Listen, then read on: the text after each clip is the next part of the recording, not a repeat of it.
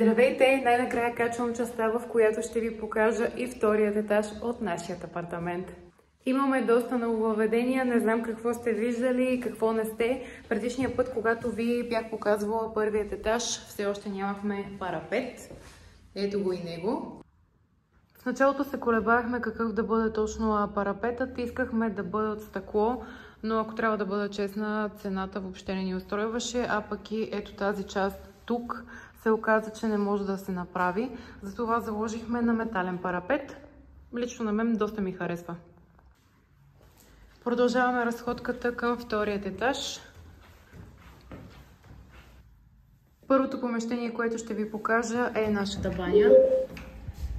Това е тя, като се абстрахираме от това, че е много мръсна. Най-любимата част на мъжът ми и на всички гости, които идват, е ето това. Имаме колонка, с която можем да си пускаме музика и да ни е весело. Тук ще бъдат пералнята и сушилнята. Тук имаме шкаф за мивката, който май никога не съм отваряла. Имаме огледало, което е с осветление, само да видя как му се пускаше. Ето го огледалото. Това е душ зоната, която е отделена само с стъкло. В началото разпределението тук в банята беше доста по-различно. Тук в тази зона се намираше моноблока и буквално вземаше едно пространство, което можеше да бъде усвоено по по-добър начин. Това, което направихме, е да го преместим ето тук и тази част да я обособим като душ зона. Отоплението ни в апартамента ще бъде на климатици, затова за банята си взехме 1 лира, за да може да отопляваме и тук. В началото мислехме да направим по-добро отопление за цялата баня, но после се отказахме. Не знам я защо, може би преценихме, че ремонтите ще ни дойдат в повече. Продължаваме разходката нататък. Да започнем първо от тук. Това ще бъде детска стая някога. За момента сме си взели единствено ето това нещо от Lidl. С климатиците, които избрахме на Mitsubishi. Да се похваля, че успяхме да измием прозорците и вече гледката се промени коренно. Тук имаме сложени вече и корнизи. Остава само майка ми да ушие пердетата. За терасите и пода по-скоро заложихме на плочки. Не, че съм напълно доволна от това как са залепени, но да не се оплаквам прекалено много. Предстои ни тези дни да вземем боя за парапета и да го боядисаме, защото си представям как тук ще има доста секси цветя. Продължаваме към следващата стая на този етаж, която е спалнята. В този коридор все още не сме решили какви мебели ще има, но най-вероятно ще има шкаф ето тук. Ще го измислим. Не съм ви показвала, между другото, осветителните тела, които взехме миналата седмица. Мисля, че това доста добре си пасва с парапета и въобще с цялостната ни концепция. Да имаме акценти в черно, като например дръжките на вратите. Абсолютно всичките врати са с такива дръжки. Тази тук също. Покажа и в детската стая осветителното тяло. Него го взехме от Кюстендил. И е съвсем обикновено, но се оказа, че има дистанционно към него. Така че сега ще видим. Има няколко режима на работа. За по-светло, по-тъмно. Може да се включва и изключва на определено време.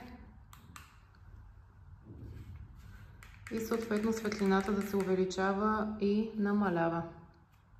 Преди да продължа към последната обзаведена стая на този етаж, ще ви направя част от процеса на избор на осветителните ни тела. В единствената почивна събота на мъжът ми запалихме колата и отидохме към София. Бяхме си набелязали да разгледаме около 2-3 магазина. Това беше първият, но влизайки тук видяхме, че е на 3 етажа, а пък знаете мъжете как не обичат да пазаруват. Та изборът ни беше много лесно сведен до само един магазин.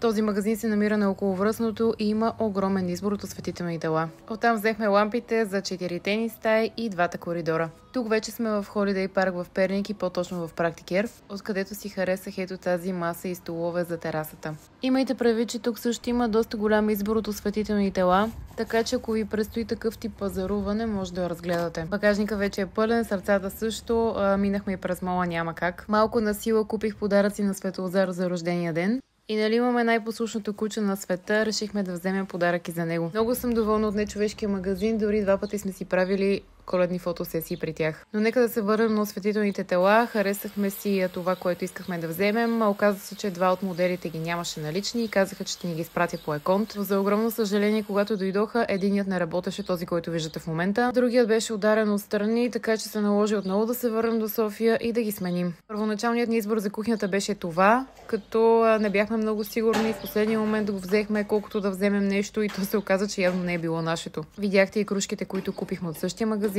Тук сглобяваме вторият ни избор за кухнята, който вече се оказа успешен. Добре. Отиваме към единствената обзаведена стая към момента и това е нашата спалня. Тук включвам на 0,5, въпреки че качеството няма да бъде толкова добро, но все пак това е нашата спалня. Тук отново имаме тераса, която е с плочки. Тук също парапета трябва да бъде боядисан. Тук климатика. Тук пердетата ще бъдат в цвят горчица, а долното ще бъде бяло, това, което е тънкото. Ето ги и вече готовите мебели. Това ще бъде място, на което ще си съхранявам дамските чанти.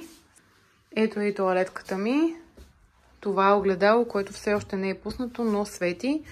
Това е контакт, който се прибира. Още не съм разбрала как трябва да работя с него. Тук в тази част ще има най-вероятно парфюми, гримове и така нататък. Това е моята дамската част, може да се каже. Имаме най-различни шкафчета, чекмедженца, които ще оползотворя със сигурност на 100%. Продължаваме нататък. Нека първо да покажа осветителното тяло. Това е то. Нищо особено, но пак имаме акцент с черното, защото дръжките в цялата стая тук са черни. И това е остатъка от обзавеждането. Тук имаше едни ниши, които запълнихме с тези шкафове. Като тук имаме сплъзгащи се врати, най-различни места за съхранение. Отгоре върху този шкаф ще има телевизор. Тук имаме и чекмеджета, освен празни пространства. Тук също имаше ниша. Тук имаме най-различни шкафчета, които се надявам да ми стигнат, но има доста пространство. Тук има доста интересен шкаф, който се отваря ето така. В тази част тук заложихме основно на пространство, на което могат да се закачат дрехи, защото имаме доста якета. Аз съм любител на саката и костюмите и ще мога да си ги слагам тук. Имаме възглавници. Между другото, когато си купувахме матрака ни е на Матро, ни подариха 2 възглавници. Имаше такава промоция. Избрахме за момента да нямаме нощни лампи. И това, което измислихме като алтернатива е, сега ще ви покажа, само да видя откъде се пускаше, LED осветление. Така изглежда спалнята с включеното LED осветление. Преди няколко дни ми пристигна ето това покривало за леглото, което е доста идентично с цвета на плоскостите. За тази стая цветовете, които избрахме за плоскости, са петрол и дървесно.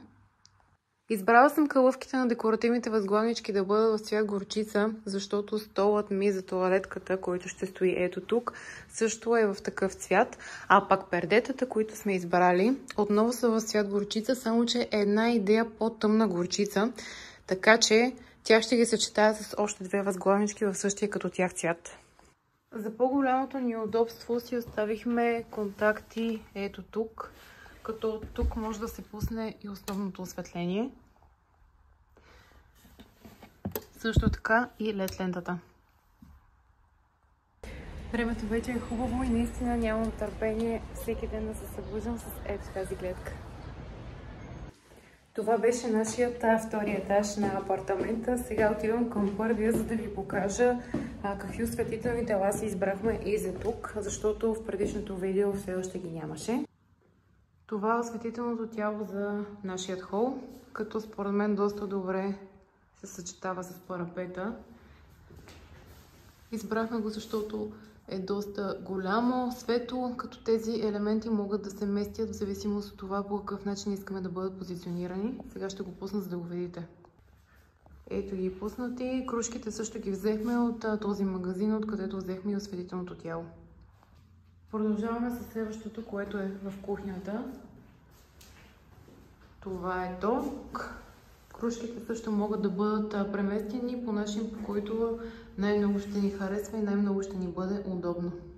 Благодаря ви, че гледахте това видео. Предстоят ни още доста неща с обзавеждането. Ще ми бъде приятно, ако се абонирате за канала ми, за да може да ме мотивирате да продължа да качвам. Ако ми напишете някой коментар, с удоволствие ще ги прочета.